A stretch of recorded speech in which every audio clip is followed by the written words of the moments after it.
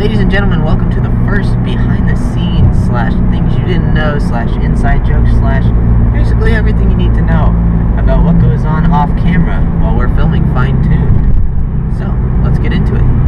I guess we'll start out with the only real inside joke that we have from fineTUNED. This happens to come from the Triple Cobalt episode that Sam and I filmed in Season 1. And it's kind of a funny thing because Sam and I constantly make jokes about it now when we film. And what happened was, at the end of the filming, we asked Rob, Darnell, and Matt to do a flyby past the camera so we could get some cool shots, obviously. And unfortunately, how do I put this? I bombed it. So you can actually see it in the real episode, I think. I'm not sure where it is in the real episode, but I'll cut to the clip now.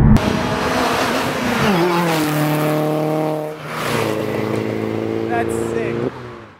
And so now on, whenever Sam and I are filming flybys, I joke with him that before it happens, I'm not going to say that's sick. I promise I won't talk for the flybys. The first episode that we uploaded was Antonio and his 700 horsepower RSX. Now what you may not know, and what you may have noticed in that video, is that there are actually two locations that we filmed at. And the first location you only see a couple shots from because it was actually pretty close to an Air Force base, and apparently military police aren't very happy with people having cameras that close to the Air Force base.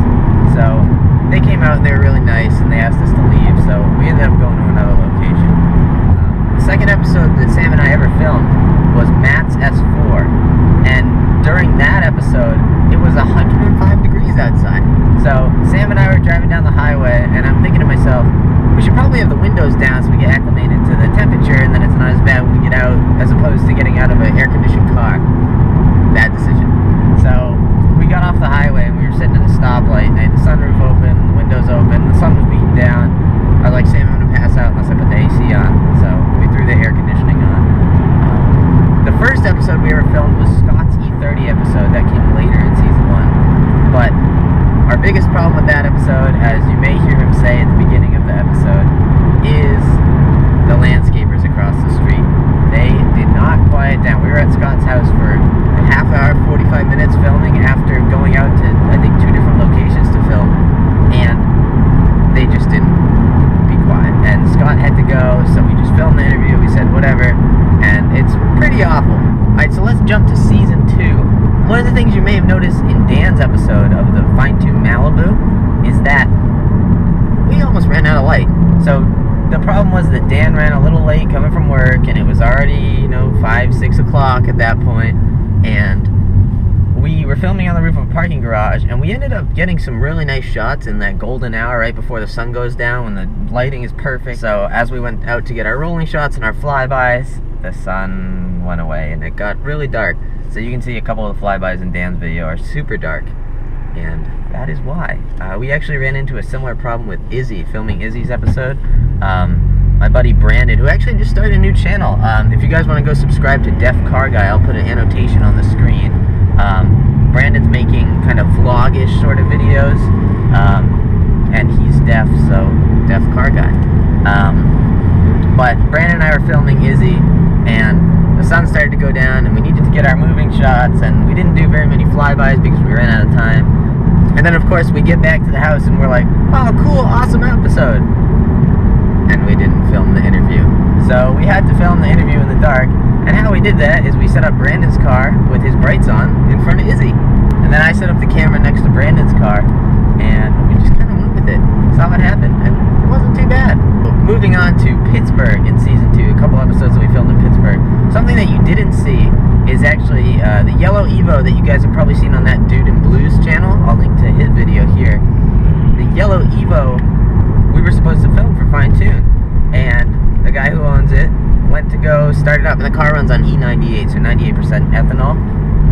Went to go start it up, realized that all the fuel had evaporated, so there was no fuel in the car whatsoever, and we thought that was pretty funny.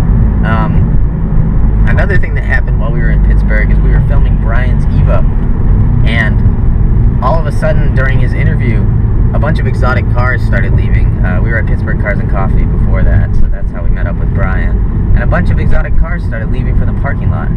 And it totally bombed our interview, so we stopped and we let it go by. G-Force KDW tires. We're gonna have to wait a second. That Lambo, wow.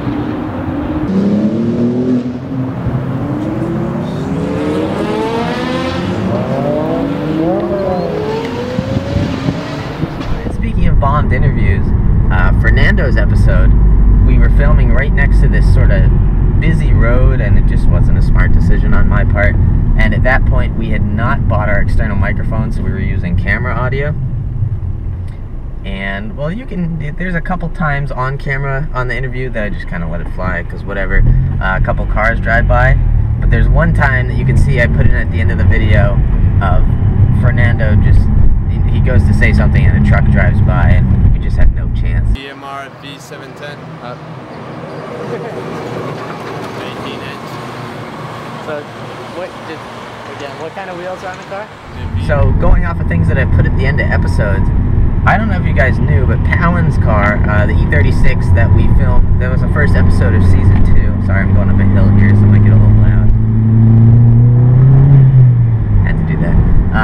Palin's car that we filmed at the beginning of season 2, actually, at the end of the episode, I put in this thing where we're driving and I had the camera mounted on the back of my car to get Palin's car moving, and all of a sudden a motorcycle passed. It's like a dirt bike.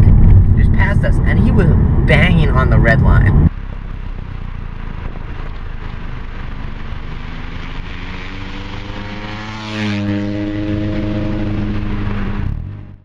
So a thing that you guys probably didn't realize at all, I mean maybe one or two you realized when you watched the video, but on Drew's mini episode, he's actually sitting in the trunk of our buddy Chris's E60 M5, because that is one of Drew's favorite cars. His dad actually used to have one, and Drew was like, I want it in the episode, but now the episode was focused on the mini, so obviously I didn't want to be, by the way, here's an E60 M5.